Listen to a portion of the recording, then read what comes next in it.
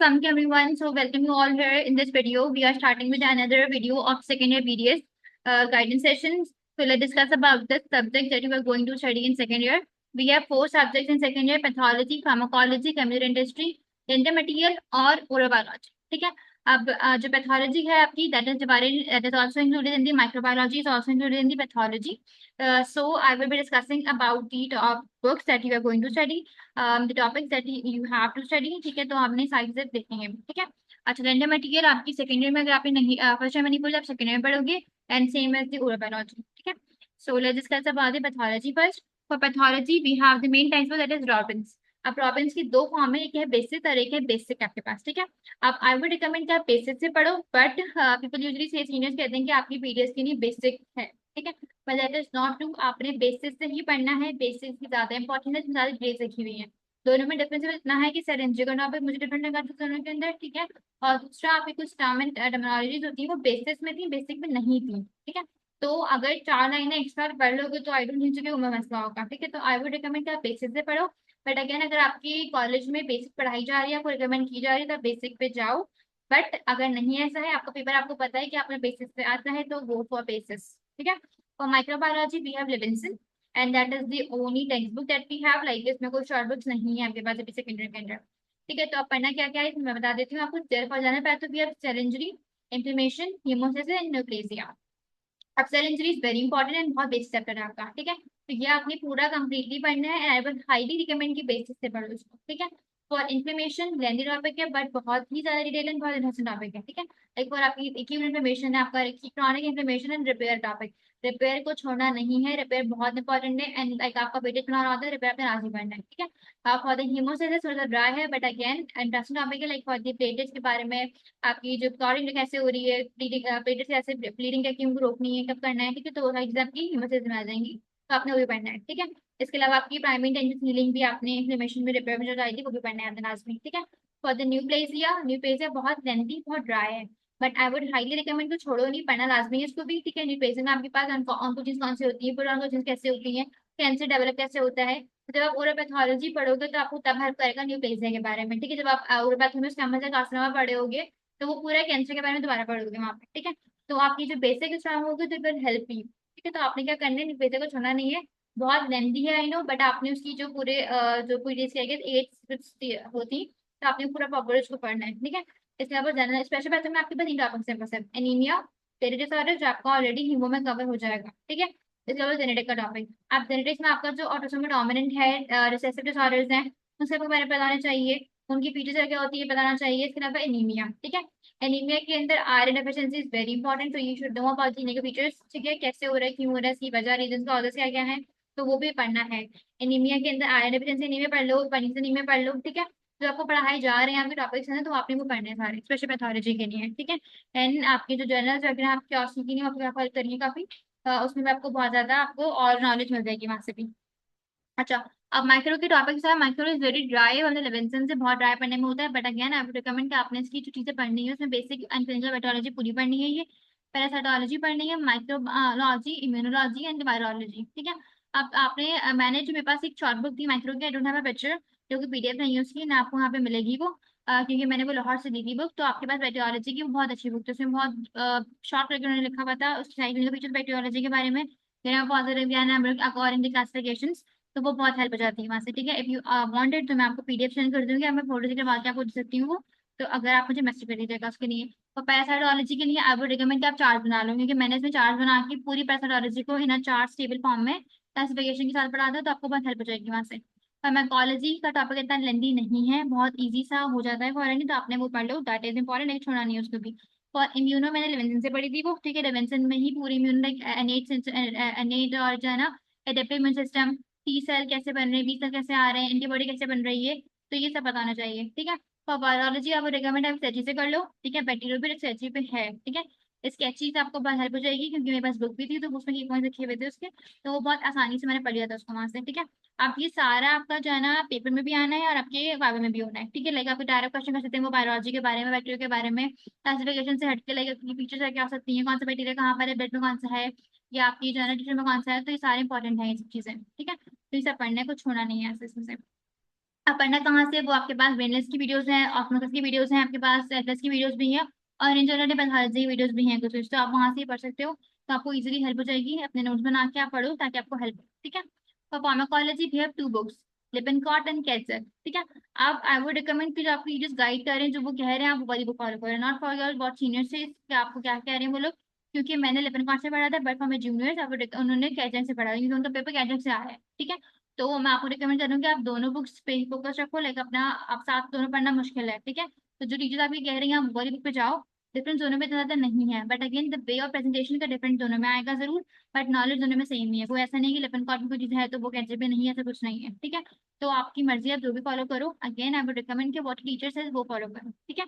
अच्छा, आप पढ़ना क्या क्या है दोनों में से, तो आपके जो टॉपिक्स आने हैं that is general pharmacology, general में आपको फार्माकोकाइनेटिक फार्माकोडायनेमिक्स, ये दोनों टॉपिक्स लाजमी पढ़ने हैं। एंड आई वुड रिकमेंड कि दोनों से पढ़ लो, ठीक है। दोनों में थोड़ा बहुत डिफरेंस आएंगे, लेकिन दोनों में सेम ही चीजें, कुछ आगे पीछे नहीं लिखी हुई इतनी ज्यादा, बट आपने उसको प्रॉपरली कवर करना है, ठीक है। तो ऑटोनॉमिक ड्रग कौन सी पढ़नी है आपने, ये बहुत इंपॉर्टेंट है, बहुत इंपॉर्टेंट है ये ऑटोनॉमिक का टॉपिक आपका। आपकी इसके अंदर जो सिंपल एरोमेटिक ड्रग्स हैं, लाइटिक ड्रग्स हैं, इसके अलावा आपकी जो एनर्जी एंटागनिस्ट एगनिस्ट सब बताना चाहिए ये, ठीक है। एनर्जी एंटागनिस्ट एगनिस्ट ये सब पढ़ना है।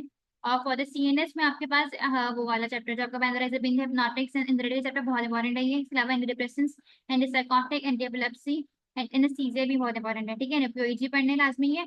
और आपकी जो पार्किंसन की ड्रग्स न्यूरोजेनेटिव डिजीजेस, ये भी पढ़ना है, तो कुछ छोड़ने की वाली चीज नहीं आ रही यहाँ पर, ठीक है। इसके अलावा सीनियर इंस्ट्रूमेंट्स में से सिर्फ एम्फेटामिन की पढ़ लो, अभी क्लासिफिकेशन देख लो, दैट इज एनफ, क्योंकि ऑलरेडी कवर कर लिया ड्रग्स के बाकी यहाँ पर, ठीक है। आपको सीनियर्स कहते हैं, मुझे कहते हैं कि बीडीएस की नहीं, क्लासिफिकेशन इंपॉर्टेंट है, क्लासिफिकेशन कर लो और एडवर्स इफेक्ट्स कर लो। But it's not like that, आपने पूरा proper mechanism adverse effect drug की क्लासिफिकेशन पता होनी चाहिए, ठीक है। ड्रग की इंटरेक्शन भी अगर पढ़ो तो दैट इज एनफ, लाइक आपको सीआईपी की इंटरेक्शन कहाँ कहाँ पे हो रही है ड्रग की, तो कौन सी ड्रग साथ देनी कौन सी नहीं देनी, तो आपको पता होना चाहिए, ठीक है। तो आई वुड हाईली रिकमेंड कि आप प्रॉपर पूरी तरीके से पढ़ो, जब पढ़ो साथ ही, बार बार तो नहीं पढ़ना नहीं चीज को, ठीक है। तो प्रॉपर समझ के बुक से जो फॉलो कर रहे हो उसको लेके चलो, उसको पढ़ो, ठीक है। अच्छा, फॉर दी एंडोक्राइन, अच्छा एंडोक्राइन में आपने कौन सी पढ़नी है, आपको थायराइड इज वेरी इंपॉर्टेंट, ठीक है, बहुत इंपॉर्टेंट थायराइड है। इस डायबिटीज ड्रग बहुत इंपॉर्टेंट है आपकी। इसके अलावा बोन मेटाबॉलिज्म, ठीक है, ये तीन तो आपने लाजमी पढ़नी है। आप एस्ट्रोजन एंड्रोजन छोड़ सकते हो, एड्रेनल हार्मोन भी छोड़ दो, रीड कर लो अगर करना है तो, अदरवाइज ये छोड़ दो। बट ये तीन जो मैंने बताई है, बोन, थायराइड और आपकी डायबिटीज, ये लाजमी पढ़नी है, ठीक है।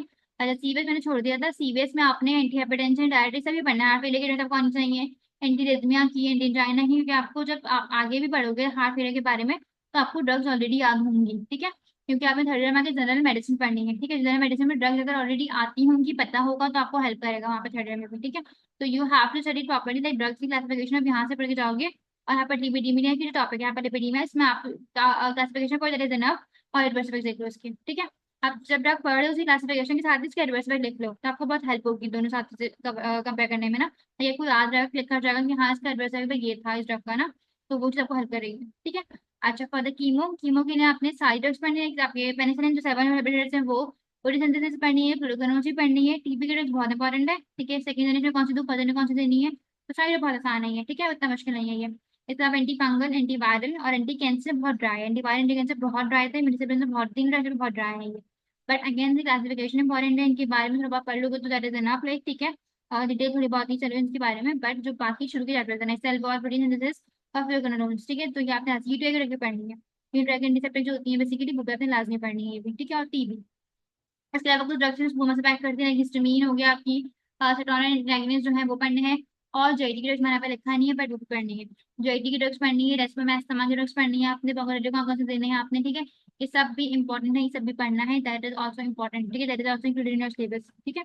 अच्छा, आप पढ़ना कहाँ से कैसे, तो आपने लेक्चर देने भी जहाँ से भी आप ले रहे हो, वॉट एवर यू वांट, ठीक है, उसमॉसिस की वीडियोस देख लोगे आप। इसके अलावा वेलनेस से पढ़ाया है, तबीयत से पढ़ाया है, या अपने खुद बुक्स रीड करके आप चार्ट्स बना सकते हो, क्लासिफिकेशन के chart, that is very important, ठीक है।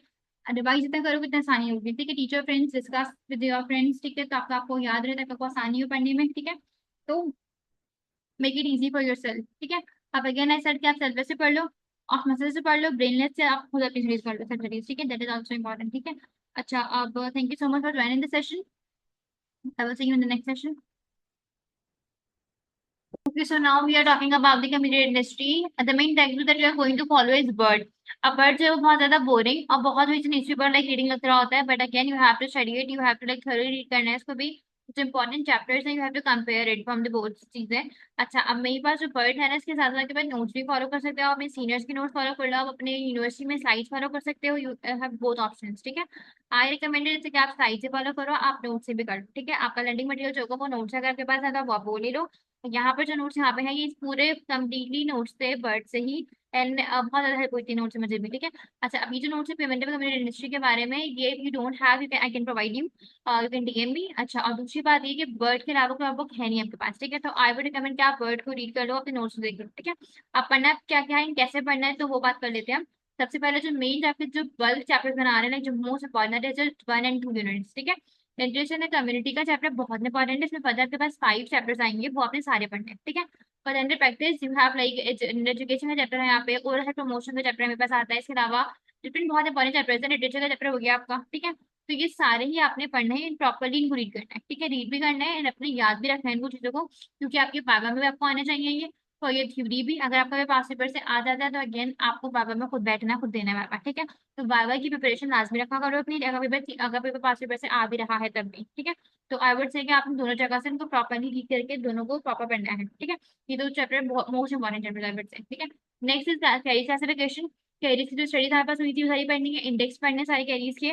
इसका पैरानोमल डिजीजेस क्लासिफिकेशन पढ़ना होना चाहिए, पैरानोमल एग्जामिनेशन, सीपी10 उनके बारे में क्या होता है, सीपी10 की ट्रीटमेंट, सीपी10 का पूरा टॉपिक आपका बहुत इंपॉर्टेंट है पैरानोमल के अंदर, ठीक है। इंडेक्स में आएगा ये, सीपीडी आई है, ये बहुत ज्यादा इंपॉर्टेंट है, स्पेशलाइज लाजमी करना है इसके ऊपर। जो मेजर टॉपिक नेक्स्ट आ रहा है एपिडेमियोलॉजी। एपिडेमियोलॉजी में समझ नहीं आता, पर इसकी जो क्लासेस है, इसकी जो मेरे पास बेसिकली आपकी जो लॉन्गिट्यूड स्टडीज हुई थी, आपकी क्लासेस स्टडीज हुई है, ठीक है। जो इतनी भी डिफरेंट स्टडीज थी, इनको क्लासिफिकेशन वाइज और थोड़ा सा ना पढ़ के प्रॉपर समझ के वीडियोस देख के पढ़ो, ताकि आपको इजी समझ आ जाएंगे, ठीक है। एंड ये भी इंपॉर्टेंट है, आपके बाबा में पूछ सकते हैं ये भी। और oral cancer is not so important, but छोड़ना नहीं है इसको भी। आपके पास जो हेपेटाइटिस हो गया, लिकोप्लेकिया है, ठीक है, एयर रिलेटेड डिजीज जो होती है कैविटी के अंदर, वो सारी आपके यहाँ पर आएंगी, and they are also important. Next is fluorosis and fluoride. अब फ्लोराइड कहाँ कहाँ पर है, लाइक जो एप्लीकेशन होती है फ्लोराइड की, लाइक आपके पास रेसिडेंस भी हो गए था इसके अंदर। और इसके अलावा जो फ्लोराइड आपके टूथपेस्ट में है, आपके पास कैंडीज आती हैं फ्लोराइड की, ये सारी कहाँ पर कितना फ्लोराइड है, और कितना फ्लोरोसिस भी उसकी वजह से जो हो रहा है, ठीक है। कैसे हो रहा है, मैकेनिज्म क्या है, पैथोजेनेसिस क्या है उसकी, ठीक है, उसकी रीजन क्या कह सकते हैं, कोई ट्रीटमेंट है इसकी या नहीं है, कोई ट्रीटमेंट इसकी वजह से है नहीं, ठीक है। तो आपने ये सारी चीजें करनी है लाजमी, और प्रॉपर करना है इसको भी। नेक्स्ट रेसिडेंस आपने क्यों लगाने पड़ते, कैरियर्स की प्रिवेंशन क्यों लगाते हैं रेसिडेंस को, तो इनका रोल, इनके बारे में सारी इन्फॉर्मेशन हमें पढ़नी है इसकी। इसके अलावा प्रिवेंशन ऑफ डिजीजेस के बारे में, ओरल डिजीजेस के अंदर प्लाक आपके पास कैलकुलस हो गया, कैंसर हो गए, या कैरीज अगर है, ठीक है, फिर पीरियड डिजीजेस है, इन सब की प्रिवेंशन कैसे करनी है, like the method that you are going to follow, ठीक है। तो आप वो पढ़ना है अपना, ठीक है। बायो स्टडीज चैप्टर का इंपॉर्टेंट नहीं है, बट अगेन ये भी आपका आपको पूछ सकते हैं फिर थ्योरी में, या आपके बाबा के अंदर भी, तो आपने पढ़ना है ये भी। इसके अलावा आपकी साइड जो आपको हो जाते हैं कुछ एंजाइटी मैनेजमेंट जो हमने पढ़े थे, लाइक आपके बहुत से साइड के अंदर, ठीक है, डॉक्टर साना की भी, तो आपने वो सारी ही प्रॉपर फॉलो करनी है।